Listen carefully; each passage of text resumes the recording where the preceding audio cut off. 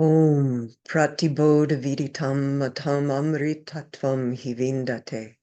Atmanam atmana vindate viryam vidyam vindate amritam. Om shanti shanti shanti. Indeed, that one attains to immortality, who intuits the self, the Atman, in and through every modification of the mind. From the Atman comes true strength, and from knowledge, freedom in this life. Om, peace, peace, peace. So today we are continuing on with the verse 16. And let me just share the screen again. Too many choices here. And we'll take a look at the verse again.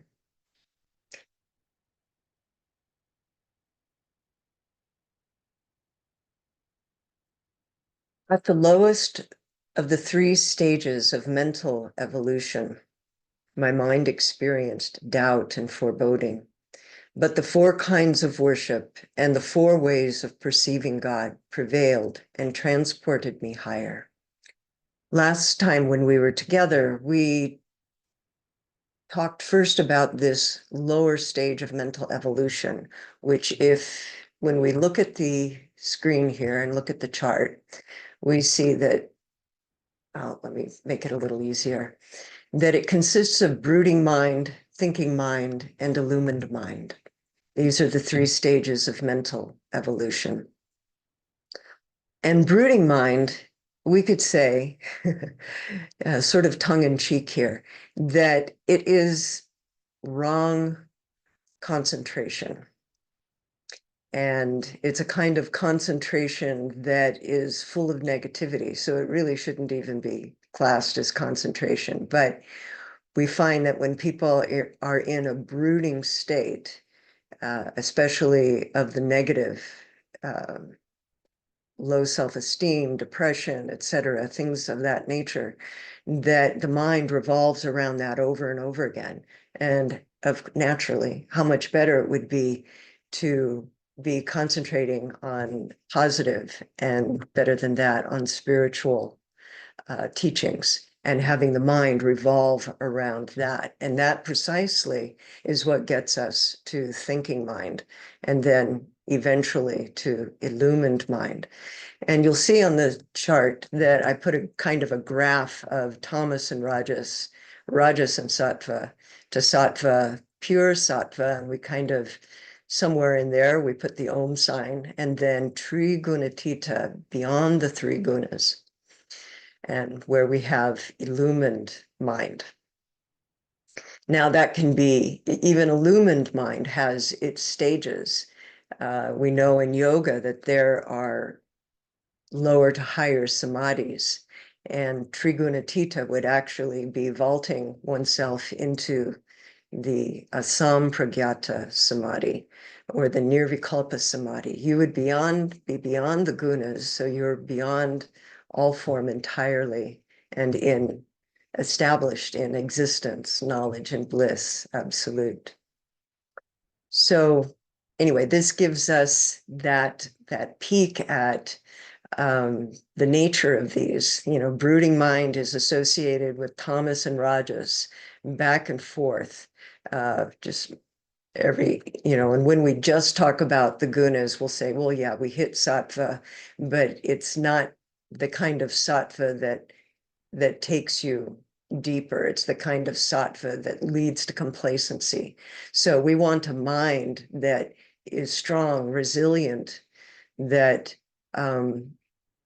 is always combating negativity with the pure force of the wisdom teachings. And we'll actually get more into that in the 17th verse of this series. So we took a look at what goes on with brooding mind in this sense. in the context of the four ways of perceiving God and the four kinds of worship. And what we saw is that in every step of the way, one is prevented from even moving in that direction. So Sri Ramakrishna says, those in bondage are sunk in worldliness and forgetful of God. Not even by mistake do they think of God. So that would keep one from moving in the direction that brings peace, contentment, etc. We read this this verse. We'll just read it again. It's a difficult verse. Most of us don't want to hear about this so much, and yet this is what we often see around us. And those of us who have to travel in secular circles and in worldly circles,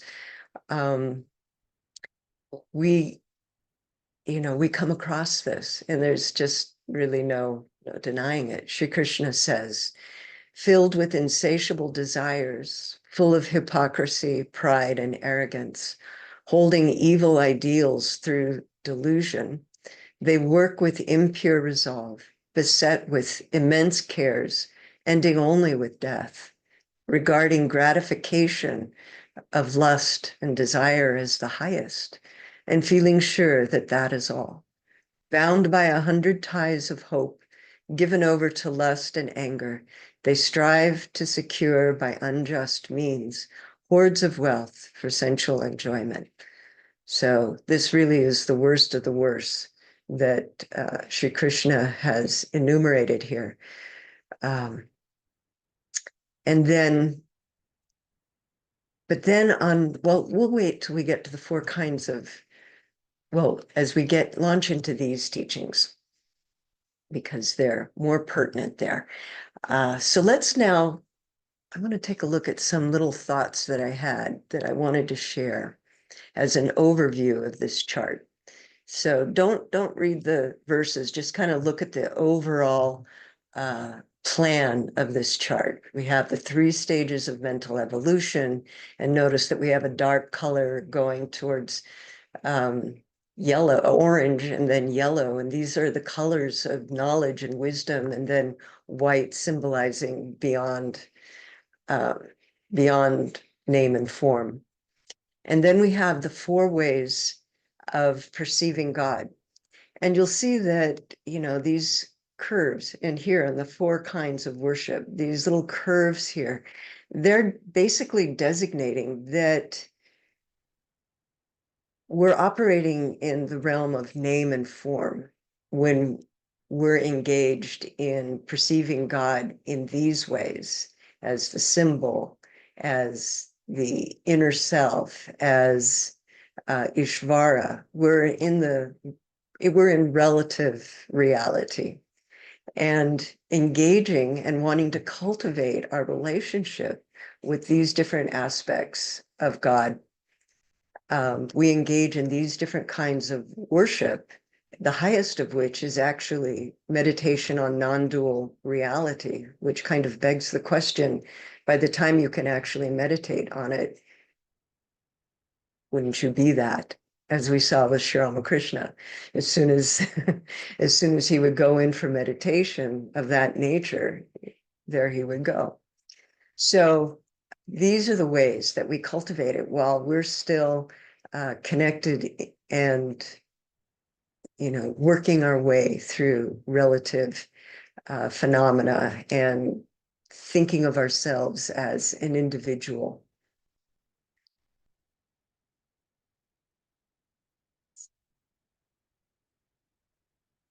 So the other thing to see, and relating this back to thinking mind, is that it's through the process of thinking mind where we're learning to discriminate between the eternal and the non-eternal, between the self and the not self. This is what is maturing us and taking us from lower truth to higher truth. So this is thinking mind. And it's how we purify the mind and mature our characters through these modes. After realization, they are experienced in the way that Sri Ramakrishna calls vijnana. Remember that teaching he gave, that there's ajnana, ignorance, there's jnana, knowledge, and then there's vijnana, a special kind of knowledge. So in the first one, say one has never heard of God. In the next one has heard of God and has an intellectual understanding and is following, spiritual disciplines, but hasn't yet fully tasted the reality of God. And the Vijnani is one who has had that realization, who has merged in the highest non-dual reality, and now comes, and upon coming back, as Sri Ramakrishna would say, is able to talk with God. And coming back to relative reality, that all-pervasive consciousness is the ultimate individual, and is a person that he would even talk with, the Divine Mother. We saw that in the gospel and learned more deeply about it in the Great Master or Sri Ramakrishna in his divine play. So this shows that, when we talk about the three stages of philosophy, which are dualism, where we think of God as separate from us. God is out there. That's dualism. And then qualified non-dualism, which is more of an idea that God created the universe but entered into it as consciousness. And then there's non-dualism, which is God is all that exists, and this experience of individuality is a delusion or a misperception. So in those three, speaking of, I wanted to talk about specifically the qualified non-dualism. When you hear that God created the universe and then entered into it as consciousness, that God has become the 24 cosmic principles, when we read that, we make sense of it intellectually, and through our practices, through our meditation, through our worship, we try to imbibe and know it. But when somebody, again, like Sri Ramakrishna, has realized non-dual reality, then the qualified non-dual position, which he took primarily for the benefit of teaching others, that it's a completely different thing. Even when you read him talking about how God himself itself has become the 24 cosmic principles, it rings with a whole nother level of truth. So it's all to say that we have to make that final step. So, okay. So now let's launch into these, and we'll begin to read the quotes. Oh, the other thing I wanted to say is that, if I didn't already, is that it's very interesting that here up in the verse, our poet says that he experienced doubt and foreboding because he was in brooding mind. The mind was not focused on truth. And so at that point, of course, we're feeling mortality. We're feeling everything that we're not. We are identified with the false superimposition of body and energy and mind and intellect and ego over the Atman. We're identifying with those limits. And so therefore, we have this kind of doubt and foreboding always going on in the mind. But it was through the four kinds of worship and the four ways of perceiving God that he was transported higher, because these naturally lead the way to higher thinking and to buoyancy of mind and the thinning out of the ego. So let's begin with Archa. Here, Shirama, and we call this the universal principle. And we call this the universal principle, at least one of the reasons would be that everything, when we have this mindset or we take this on as a practice, everything that we perceive is a symbol of God. And then Om, we should remember, is the sound symbol of Brahman. And we also know that out of this primal vibration of Om, all vibrations have come spilling out. Just think of that. Remember that bell chart that Babaji created, and it shows how all the worlds, when Sri Ramakrishna gives that example of striking the bell, tam, then all the worlds come out from causal, subtle to gross. All the different kinds of beings from subtle to gross come out. Waking, dreaming, and deep sleep, all those experiences, they come out, etc. So everything vibrates with Om, is a vibration of Om. So everything is a symbol for divine reality.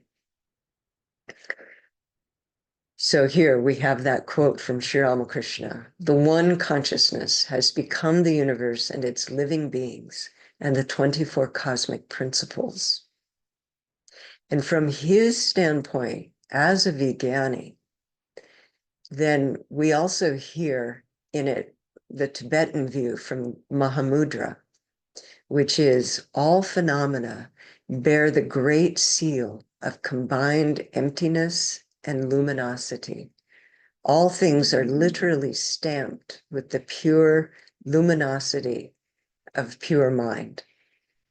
And so if those of us who might be unfamiliar with this teaching, which also came up during the retreat last May, that this stamped with combined emptiness, that phenomena has no substance of its own, and luminosity, that's the luminosity of the mind, the existence,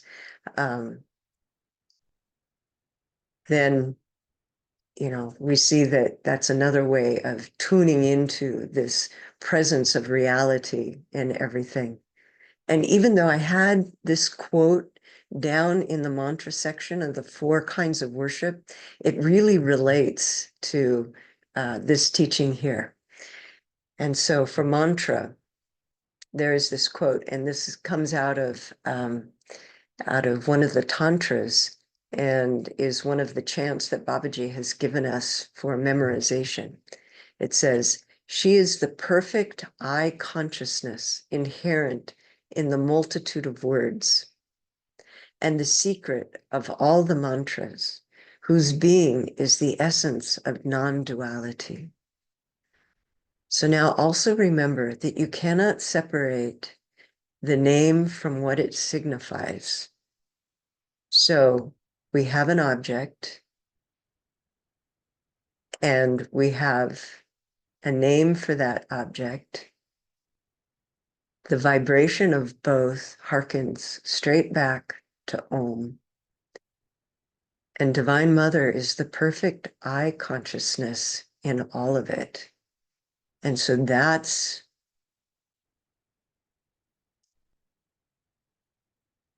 that divine existence, that divine reality, the piece that's hard to express. Others could do this far better than I can, is that the very consciousness that we're saying exists in that as its essence is the very consciousness that is perceiving it. So let's move on now to antaryami. So the antaryami, and every time I say that word and go to speak the definition of it, I hear Swami Asheshanandaji's voice, because he always said it and then said this very translation, the inner ruler, immortal, seated in the heart. And he had the warmest voice as he said that. So here we have a wonderful quote from Sri Ramakrishna. If the devotee is sincere, then God, who is the inner guide of all, will certainly reveal the devotee to the devotee, his true nature. So we can also say that correlative to this term, antaryami, the inner antar, ruler, yami, is the word Atman. That what is it that is seated in the heart? It's the Atman, just like that verse, Om Ariva Ratanabal Samhata Yatra Nadyaha. There in the heart, where all the subtle nerve endings meet, like the spokes of a chariot wheel at the hub, there shines the Atman, stationary, yet becoming manifold. So there it is. There's the Atman right there, seated in the heart. And we can also use the word Purusha. So that is, as we shift now to Ishvara and Ishtam, we think of Ishvara as the cosmic personality, the concentrated consciousness of Brahman, Saguna Brahman, we should say, in a fully realized state, as the teacher of all teachers, as yoga would say. And when it appears in our heart, it is the form. Atman is formless, is it not?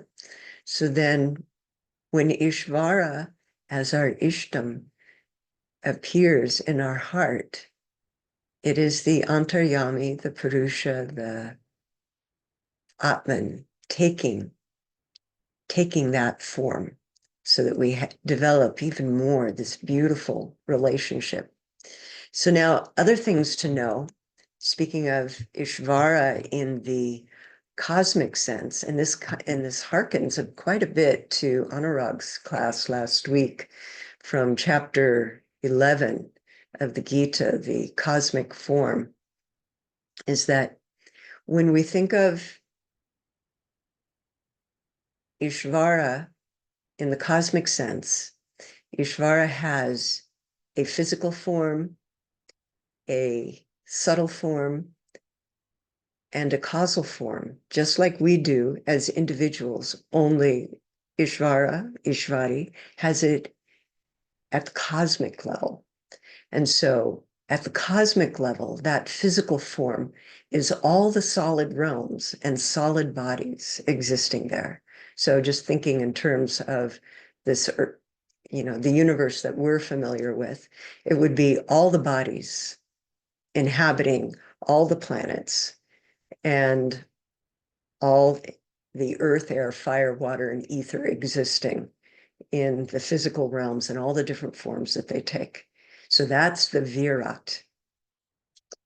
His subtle form, or her subtle form, consists of all the heavenly realms and the collective mind of all beings. So all the celestial realms, and I'm gesturing like this, but I really should be gesturing within, because all the kingdoms of heaven are within.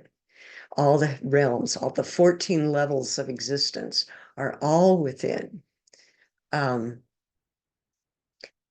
Yes, even the physical one is within. Here we're talking about the ones that are subtle. So the mind and the subtle forms, those all comprise Ishvara's subtle body. And the causal form, the best way I know to describe that is the witness of Pralaya, the seed of the universe. Yes. So the potential for everything. In fact, I remember reading somewhere, and I thought I read it in Great Swan as a quote, but I don't remember, I couldn't find it. But Ishvara is said to be the very possibility of the universe. So let's read the quotes here. Holy Mother says, can one ever get the knowledge of reality unless one knows the truth about God? So it's important and it's relevant that this is coming before we get to Brahman, the non-dual reality.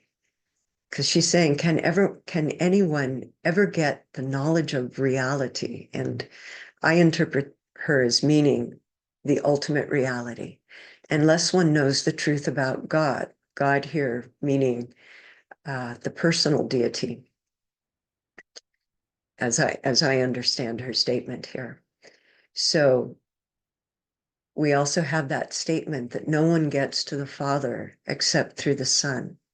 And Sri Ramakrishna taught consistently that it is through the personal God, through Saguna Brahman, that one gets to the absolute reality.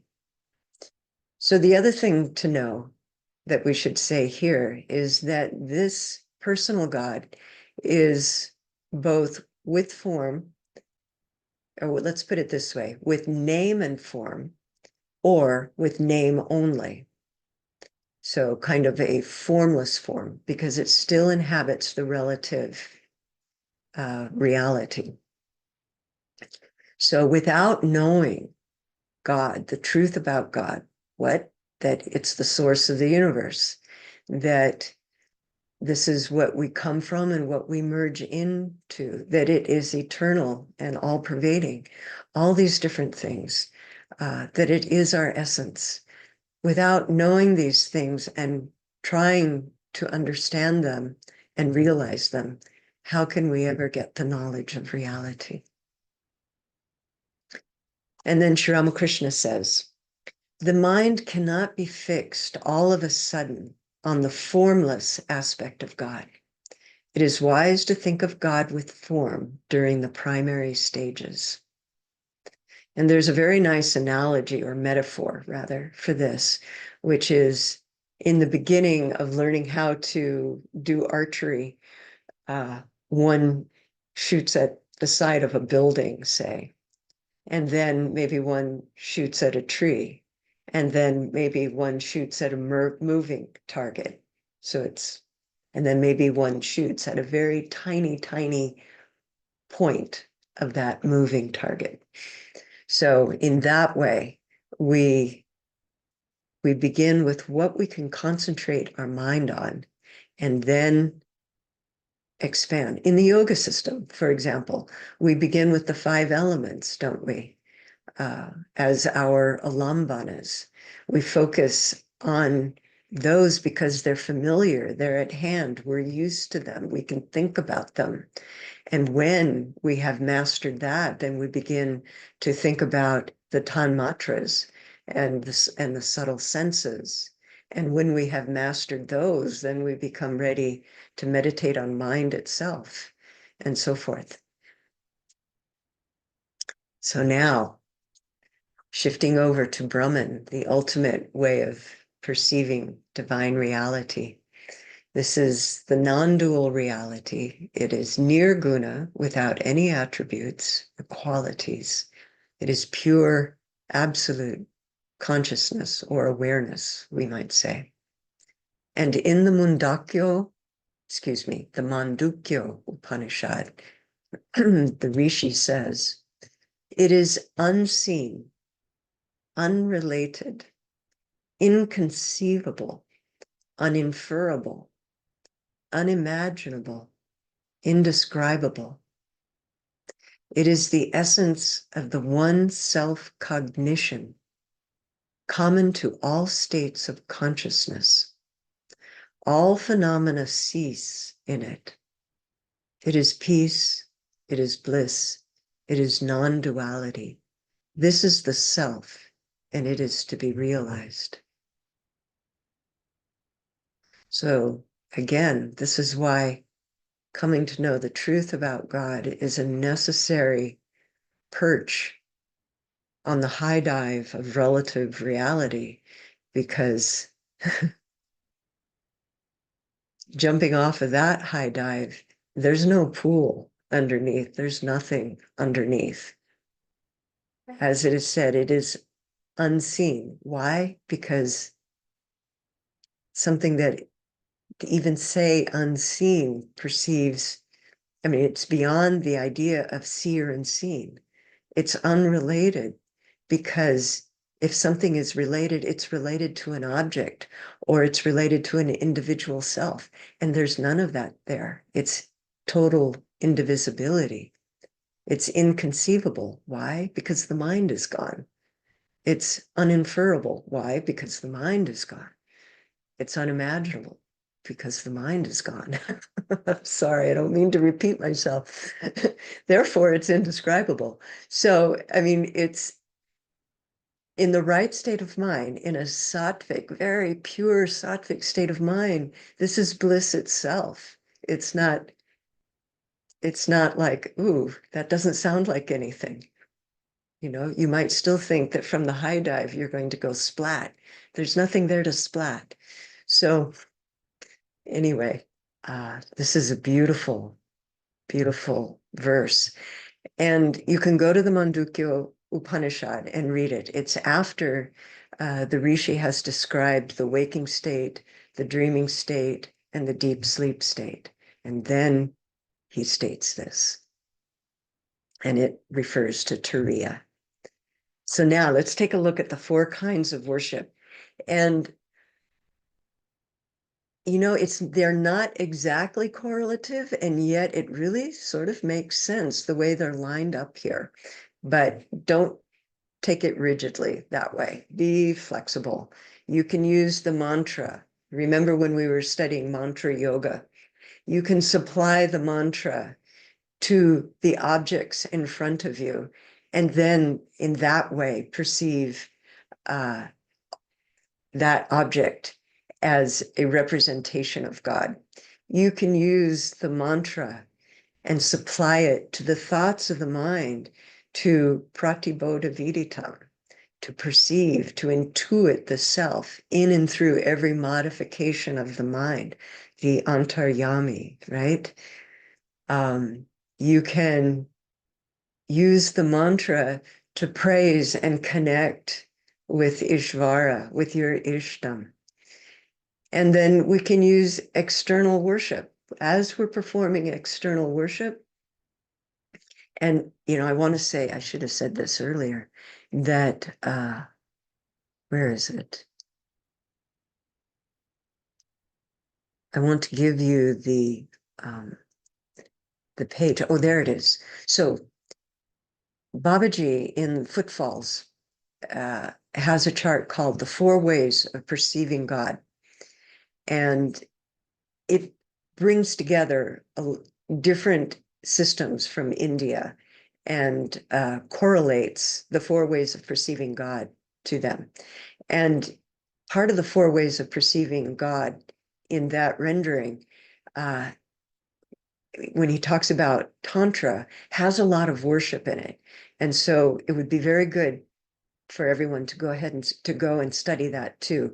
And you'll find that on page 703 of Footfalls, that chart. And I may flash it if we have time. So in this external worship, and the 4 kinds of worship is also taken from Tantra. This is a Tantric teaching. Then you would take the vessels. This is very important when one takes up the discipline of worship, that every vessel that's you and every object that's used in worship is taken as being specifically related to the deity of one's worship. And so when you have the plates for prasad, that you're offering the the naivedyam, That's the food offering to the deity, that these are dishes that are only used for God. And because of that, they're divine. I mean, you have to really know this. This is, here, let's take a look at this quote right here. In fact, let me pull this down so it's a little easier to read. One must believe in the divine presence in the image. Here, Sri Ramakrishna is talking about the image itself. We must. But if we believe also that these are the Lord or the Mother's very implements, then these objects become charged. The moment we begin to prepare for worship, we are already in divine communion with God through touching, seeing, washing, polishing, drying these objects. As we pick up the flowers which are to be offered to God, we're saying our mantra, are we not? And we're going to use these in external worship for the deity. So all the objects get deified. So this is a beautiful way of perceiving Archa, the universal symbol, through the practice of external worship. The two go beautifully together, along with mantra and along with Ishtanishta. And we've already talked about how supplying the mantra, we're repeating the mantra of our Ishtam. We're going to be engaged in worship, external worship of our Ishtam. What's here is there, and what's there is here. So even the Antaryami, the Ishtam, Ishvara, they're all present. And we have Ishtanishta. That means we are completely focused on that in one pointed devotion to the ideal there. So anyway, let's look at the next quote under external worship. This is, I remember this quote. This is Babaji's quote. And he actually wrote this to me, I think, after performing one of the very important pujas of the year. And I was living in Portland at the time, and he wrote this in a letter. He wrote, "Puja is slow, gradual beauty, distilled. God slowed down in vibration so that the senses can actually perceive him." So this is, the epitome of combining external worship and Archa and Ishtam and Ishvara and Ishtanishta all together. So is it any wonder that our poet here, by engaging the mind in the four ways of perceiving God and engaging in the four kinds of worship, that was transported to higher realms by this practice? So in mantra, we've already read God and his name, the top quote. And the next one is Sri Ramakrishna. God and his name are identical. So let's take a little detour and take a look at Babaji's quote here. It's in the brooding mind, but it really relates to what's happening here. And so is Holy Mother's quote. So if you are looking at Maya, looking out on phenomena from the standpoint of individuality, falsely identified as a physical and mental individual with all of the beginnings, middles, and endings, and all of the suffering, suffering and enjoyments that are going back and forth. If you're doing all of that and you're thereby rejecting, condemning Maya, you are on the wrong track. You should be deifying it so that the deities come out of it and bless you. So I kind of inserted all that commentary in the midst of the quote. So let's say it all together in one piece. If you are looking at Maya and condemning it, you are on the wrong track. You should be deifying it so the deities come out of it and bless you. And this reminds me of another kind of handy SRV saying that we have that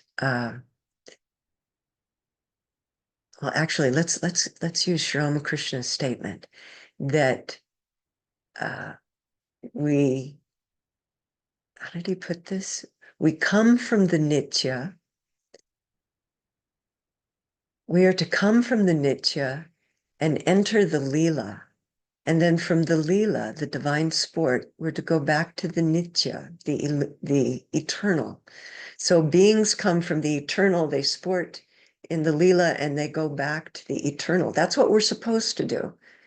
But when we lose awareness of our true nature, then we end up in the Maya. And he didn't tell us to do that. That's not what we're supposed to do. And so this is what Babaji's quote is pointing to, is that if we go ahead and deify everything so that the deities come out and bless us, then we are participating in the Leela, in the divine sport, and it's non-binding.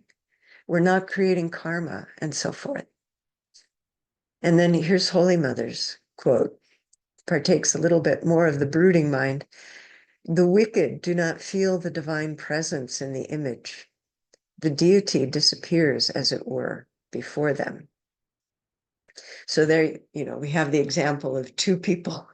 Swami Vivekananda talked about this. He said, two people go to visit the deity at the temple of Jagannath in Puri, and one has the darshan of the deity, and the other one just sees a bunch of trash in their mind. So this is kind of what she's saying, that those who are just preoccupied with the trash of the mind are not going to feel the presence of the deity. The deity is going to run away, so to speak. So now let's take a look at Ishta Nishta. If people feel sincere longing, they will find that all paths lead to God. But one should have nishta, single-minded devotion. It is also described as chaste and unswerving devotion to God. It is like a tree with only one trunk, shooting straight up. So related to this, there's Sister Gargi. She was an American, she's passed now. She was an American woman, also known as Mary Louise Burke, who did yeoman service in quite a number of ways, writing about some of the second generation Swamis, and also Swami Vivekananda, a whole series of books, New Discoveries, it was called. Anyway, when she was still very much a novice and was living not at the monastery in San Francisco, but very nearby, and I had taken, I believe, vows of brahmacharya. She was a bit very independent, let's put it that way, and argumentative. And one of the things that Swami Ashokananda, she was a disciple of Swami Ashokananda, had to really work with her on was this single-minded devotion. Yes, Sri Ramakrishna said all paths lead to God, and God takes infinite forms, but he had to train her to be one-pointed. And I believe that one of the ways he did that was that, she could not have any other deities except her Ishtam, on her personal shrine. I believe that was the case. I'm sure Holy Mother was there too. So there's other very interesting stories about her too. And you can, if you're interested, you can pick up the book, a Disciple's Journal by her. It's very informative. So this Ishtanishta is essential. And this is a way. Notice that, we have this external worship, and we think of that seriously as worship. And we think of mantra also as a form of worship because we're using it in external worship. And then when we sit afterwards and we do japa of our mantra, if we have the right spirit about it, then that too feels like worship. And again, if we have the right spirit about it, then when we leave our seat and move about the world, and the mind does not have to be thinking specifically about a task that we're doing that maybe calls for all of our concentration, like serving, like something like, surgery or something like that. Let's say we're sweeping, we can be keeping the mantra going at that point. So we can feel that we're bringing worship into our daily activities that way. Now, Ishtanishta, one-pointed devotion, is something too that we can carry into our daily life and bring that spirit of worship. We can think to ourselves, this one-pointed devotion to God in all actions. I mean, think of it, it's very related, going back to Kriya Yoga of yoga, where we have austerity, study of scripture and recitation, and then worship and self-surrender to God. Every action can be performed by offering it ahead of time and during and afterwards, offering the results and the action itself to our chosen ideal in a spirit of self-surrender. So we can keep this spirit of worship via Ishtanishta all the time. So when you think about it, everything that's going on in our daily life, in our perception of the phenomenal universe and daily existence, we can fuse these two teachings together, the 4 ways of perceiving God and the 4 kinds of worship, so that every moment has the potential to vibrate with divine reality. So that now just leaves us with Advaita Dhyan as 4 kinds of worship. And notice, looking at this as sort of color coding, that it's getting more and more yellow, and the yellow is verging onto white. There is undoubtedly a stage of spiritual practice and spiritual experience where we learn to begin to intuit that non-dual reality. We haven't submerged ourselves in it. We haven't fully dissolved into it yet, but we're like there one is there on the threshold, and we can see that happening in poetry and songs and scriptures, that they are being written from that intense place where it's just a very, very thin veil. Or think about Sri Ramakrishna, where he's in that state of bhavamukha, on the threshold between the relative and the absolute. Here we have Sri Ramakrishna's quote: "How hard the rishis labored early in the morning. Early in the morning, they would go away from the hermitage and would spend the whole day in solitude, meditating on Brahman. At night, they would return to the hermitage and eat a little fruits or roots. They kept their minds aloof from the objects of sight, hearing, touch, and other things of a worldly nature. Only thus did they realize Brahman as their own inner consciousness.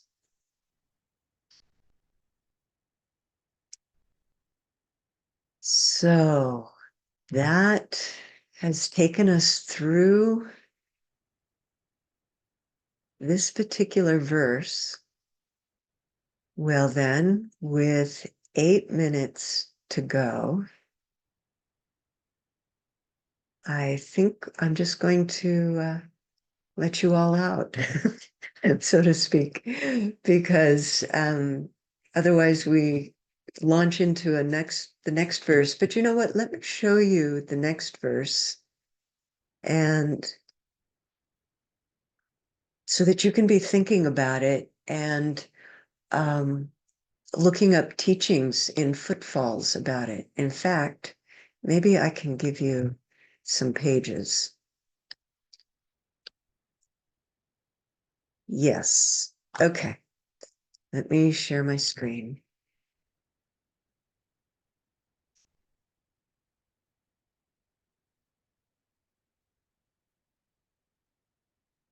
Sedulously, I engaged the power of analysis and reasoned well in my mind about the 5 sheaths, and then happily detached from them using the 2 methods of discrimination indicated by my teacher. Now, those 2 methods are Adyaropa and Appavada. So there are 3 places to read about these. So on page 19 of Footfalls, page 21, and page 65. Okay, so on page 19, you'll find the 5 koshas of the Adara system. You'll see that chart. And what I'm saying is look at the chart and read the commentary. And then the 5 sheaths and their properties. That one's very important because that is very much what forms the Appavada part of this of the example that we'll use for Appavada next time. And that's on page 21. And then on page 65 is the 4 treasures and the 6 jewels, which I haven't read, to be honest with you. I haven't read that commentary yet, but Adyaropa and Appavada are talked about there, are shown, in the chart. So I assume that Babaji has written a little something about those 2. So that's your homework. Now I'll go ahead and close the class. Om Sahana Vavatu Sahano Bhunaktu Saha Viryam Karavavahoy Tejasvi Navaditamastu Ma Vidvi Shavahoy. Om Shanti Shanti Shanti. May Brahman protect us. May Brahman sustain us. May Brahman illumine our thinking consciousness. May we not find fault with each other, with the world, or with the teachings. May we deify everything. And may what we study be a source of inspiration to us eternally. Om peace, peace, peace. May peace be unto us. May peace be unto all living beings. Om Hari Om Hari Om Hari Om Tat Sat.